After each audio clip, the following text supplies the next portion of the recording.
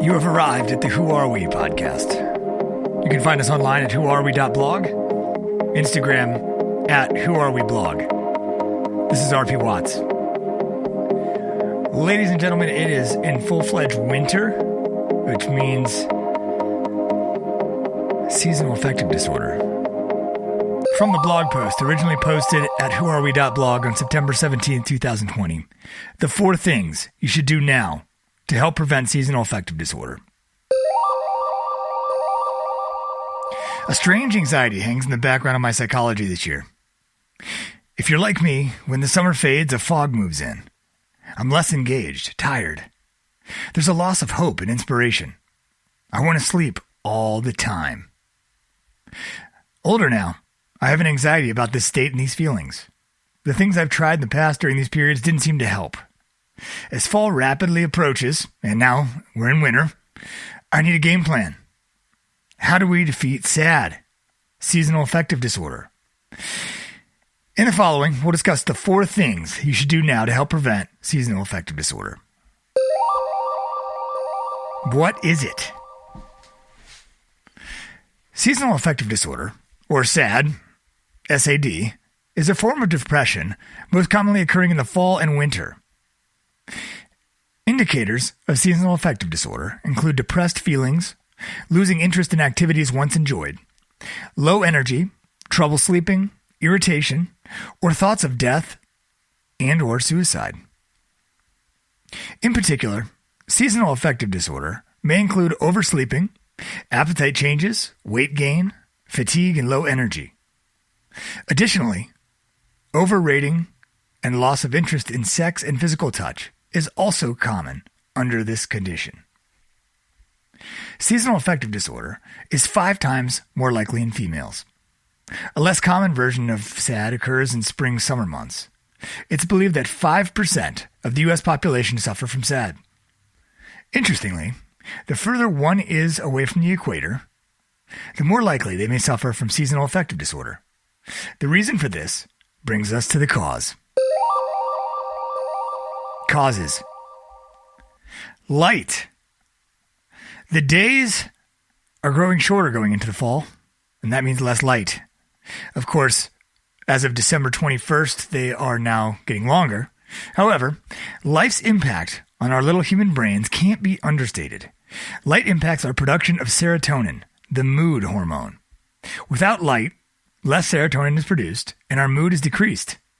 In fact, serotonin reduces depression and anxiety, heals physical wounds, and maintains bone health. Darkness causes us to produce melatonin, which causes us to be sleepy. On a larger scale, melatonin controls our sleep cycle. Light, conversely, causes the pineal gland to stop production. This change screws up our sleeping patterns or circadian rhythm. Lack of sleep is tied to just about every health issue, from diabetes to heart health. And of course, mental health. Sleep is so impactful on health, even a small adjustment during the spring ahead phase of daylight savings time. Research has shown a 25% increase in heart attacks the day after losing 1 hour of sleep. Also, strokes, fatigue, headaches, and car accidents are more frequent. Conversely, the fallback causes night to fall soon, and so depression diagnoses spike. The 4 things you should do now. The gets. Number 1, get lit. Treat the cause, lack of light. Light therapy boxes are designed to substitute sunlight during the darker parts of the year. Just 30 minutes a day with a light box, preferably first thing in the morning, has benefited 85% of seasonal affective disorder cases in clinical settings. Doctors recommend a light box with a rating of 10,000 lux. The light should be 16 to 24 inches from your face. You can purchase one of these at many retailers for $20 to $100 in the low end. Number 2, get down with D.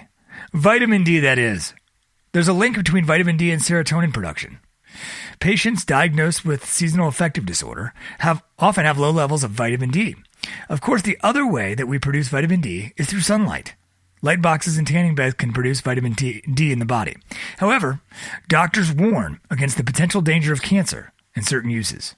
Eat food high in vitamin D such as salmon, crimini mushrooms, fortified yogurt, and orange juice and eggs. Or take a vitamin D supplement. Most of us need about 600 IU, that's international units per day, or about 400 milligrams. Number 3, get physical. Even a walk for 30 to 60 minutes can help produce serotonin and other chemicals in the brain that will help with seasonal affective disorder. Rhythmic exercises, moving both your arms and legs, for example running or martial arts, are best. Aerobic exercise has been shown to raise serotonin levels for hours after a workout and improve sleep quality. 4, get together. While experiencing seasonal affective disorder, it may be difficult to get motivated to be social. However, the benefits of a standing social engagement, a group or a club, for example, are many. Take a yoga class or schedule a coffee date. The effect is described as a 1-2 punch. First, you get the boost of looking forward to the activity, and then you get the benefit of the activity itself. Fill your calendar with these types of activities to avoid falling into the seasonal affective disorder trap of isolation. Act now. As we move into the winter, these 4 gets, as we've discussed, will become even more important. So get lit, get down with D, get physical, and get together. This is RP Watts. This has been a presentation of the 4 things you should do now to help prevent seasonal affective disorder. You can find us online at whoarewe.blog and on Instagram at whoareweblog. Thank you for listening. Subscribe to this feed